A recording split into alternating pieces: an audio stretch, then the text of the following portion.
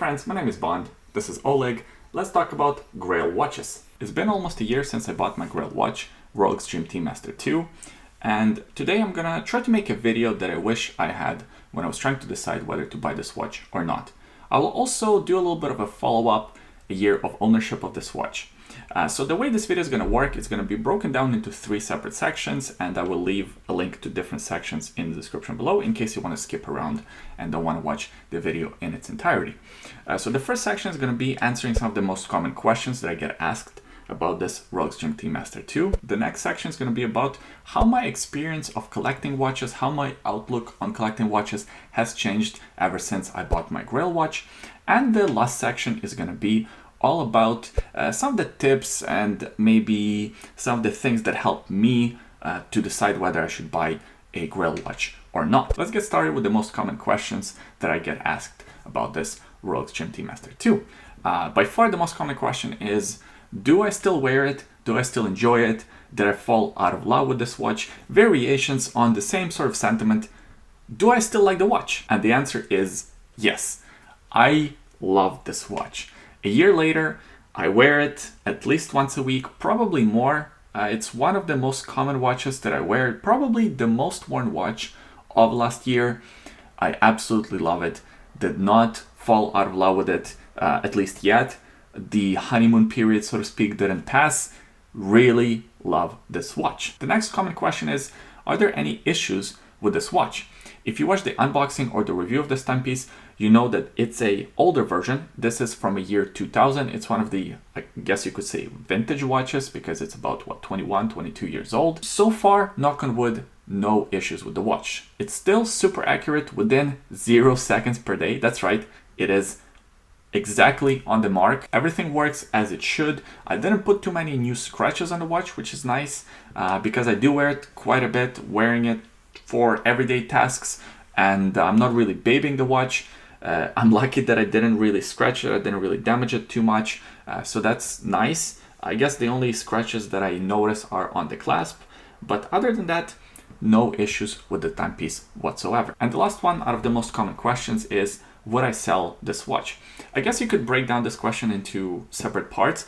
Would I sell the watch now that it has gone up in price? And also, would I sell the watch in order to buy something else? And the answer is no to both of those. First of all, it's nice that the price of the watch has increased, but I don't see myself selling this watch ever, so it doesn't really make a difference to me. In fact, I do wish that the watch wasn't as expensive. I do wish that the watch didn't climb in price as much because, again, I'm not planning to sell it, so it doesn't matter to me that the watch has increased in value. And in fact, I don't like kind of the negative attention that this watch could attract if I went somewhere that I shouldn't be at with this timepiece. So I wouldn't sell it because the price has gone up. I also wouldn't sell it in order to buy something else. As far as right now, I just don't have any other watch that I would want more than this one. There isn't anything else that would satisfy me more than this timepiece on my wrist. All right, now that we answered the most common questions that I get asked about this specific watch, let's talk a little bit about my experience and my change of the outlook on the watch collecting overall. Now, I've been collecting watches for quite some time, probably 6, maybe 7 years now. I mean, it's not as long as some of the watch collectors that watch this YouTube channel, but I think it's enough to kind of understand watch collecting for what it is and understand your watch collecting style and your watch collecting preferences. So one of the things that I noticed right away after buying a GRAIL watch is that my mind was sort of put at ease. I didn't have this urge, to save up money for a specific watch. I didn't have, urge to keep on checking what new Rolex GMT Masters are on the market. It was done. And it was this part of my mind that was always occupied, always working in the background. Now it was absent, and that's a nice feeling to have. You kind of feel more zen. I know it's a stupid thing to say because you bought a material thing that has nothing to do with your peace of mind, and it shouldn't. But at least to me it was, and this video is all about my personal experience. So that was one of the things that I noticed. My mind was sort of at ease.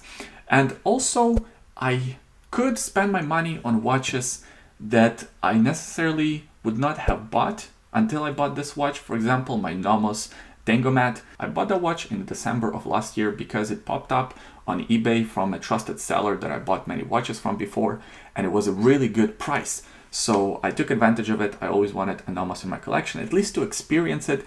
And because I already had a GRAIL, I didn't have to save up money for a GRAIL. I was like, yeah, let's do it. Let's try this watch. Let's see what happens. So that was a nice feeling to have, not having to kind of worry about, whether I should buy this watch or whether I should keep saving for a GRAIL.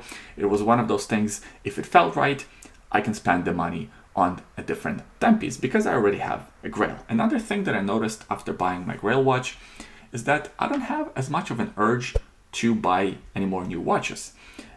In fact, in 2021, I haven't bought a single watch. I haven't spent money on any one of the watches. And it's not because I'm saving money for a specific watch, although I am saving money for the Omega Speedmaster, but it wasn't because I'm saving money for a specific watch.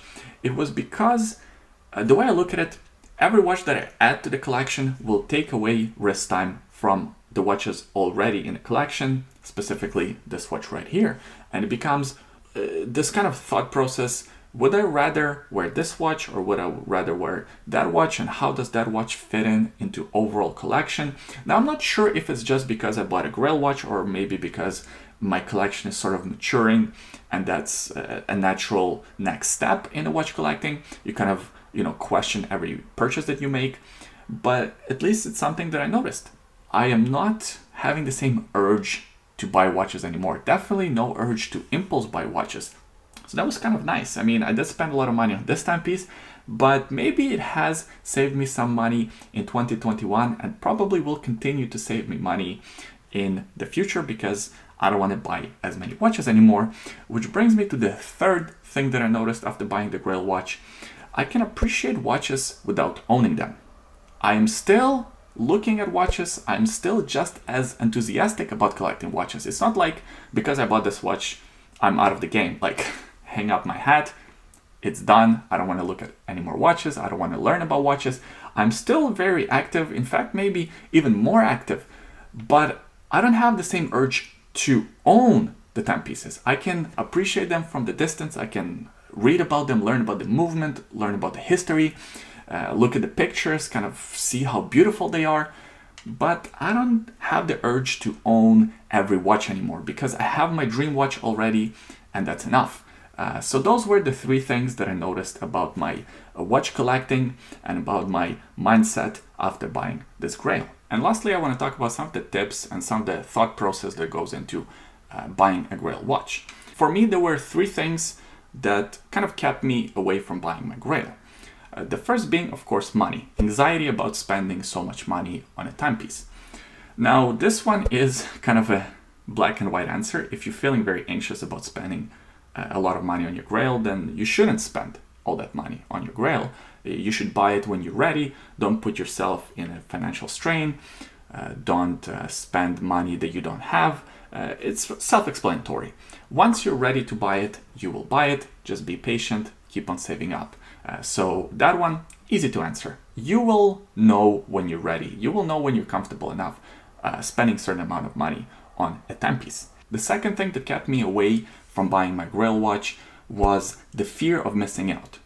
If I spend that $13,000, $15,000, $10,000 on a GRAIL, I wouldn't be able to spend that money on something else. And I really wanted to have enough knowledge about watches in order to really know that this is in fact the watch that I want to buy. If you watched my buying experience, my unboxing video for this watch, you know that I almost bought a Zenith El Primero Defy 21 instead of this timepiece, and that would have been a huge mistake. And again, it was because I was kind of doubting myself. I was thinking, oh, maybe there's a better watch because that watch has more complications. It has a better movement than the Rolex watch has. It's a newer watch. It had a ceramic case. It had all these other cool things. It had better specs than this kind of an older Rolex that, probably shouldn't even swim with. And that all comes with education. The more educated you get about watches, the more you learn about watches, the more of a concrete decision you can make about your Grail. Once you know enough, once you are certain that this is in fact the best watch for me. Yes, there are watches that maybe have a more historic value. Maybe there are watches that offer better value for money. Maybe they're better built, come from more prestigious brands, what have you. Once you know enough information about other things that you can buy with your money, and also that comes not just watches but other things, you know, like a vacation with your family or a car, or, you know, depending on how expensive the watch is, maybe a house. Once you weigh all those things and you decide that, hey, I still want to buy this GRAIL timepiece, this is where I want to allocate my money, it becomes an easier decision. At least it was for me. And the last thing that kept me away from buying a GRAIL watch was the fear that it's not going to live up to my expectation. You know, once you've been looking at a watch for a long time, you build it up in your head. You have this expectation of the watch and you're afraid, well, what if I spend all this money and I'm disappointed? And also you kind of enjoy the chase. You know, you enjoy the hunt. You enjoy looking at the watches. And now that you own it, maybe you'll be disappointed. Maybe it's not going to be exactly what you were looking for. So that certainly was one of my fears. I didn't even know that it was a fear until I started thinking about it. But maybe it's one of your fears too, that you know, the chase is better than the result, or, you know, whatever the saying is. But the fact that looking at the watch and dreaming about the watch will actually be better, or is better, than owning the timepiece, because once you own it, maybe it's not as great as you thought. And maybe that is the sign that you're not ready to buy your GRAIL watch yet. Once you're ready, or at least once I was ready, I didn't really worry about it not living up to my expectations. I just simply went for it and had no expectations. And, you know, it worked out really well at the end. So that's my video. Those were the experiences about buying my GRAIL watch. I really appreciate you watching this video until the end. Please give it a thumbs up. If you enjoyed it, subscribe to the YouTube channel so you don't miss new videos when they come out. And leave a comment in the comment section below. Let me know what you think about the Rolex GMT Master 2, but more importantly, let me know what is your GRAIL watch. I always enjoy reading your comments. Today on my wrist is, of course, the Rolex GMT Master 2. I did a full review of this watch. That video can be found on the YouTube channel. I will also leave it linked in the description below. Also in the description below, there are a couple of other links. There's a link to bondnativesstraps.com, and there's a secret link. Check them out if you're curious. Thanks for watching this video. I hope you enjoyed it. I hope you had fun, and I'll see you guys next time. Bye. I'm sorry I woke you up to film this video, but our viewers love you. They want to see Mr. Bond. They need to get their weekly dose of Mr. Bond. See, I'm lucky to see you every day, but our viewers get to see you only once a week. Okay, let's start filming.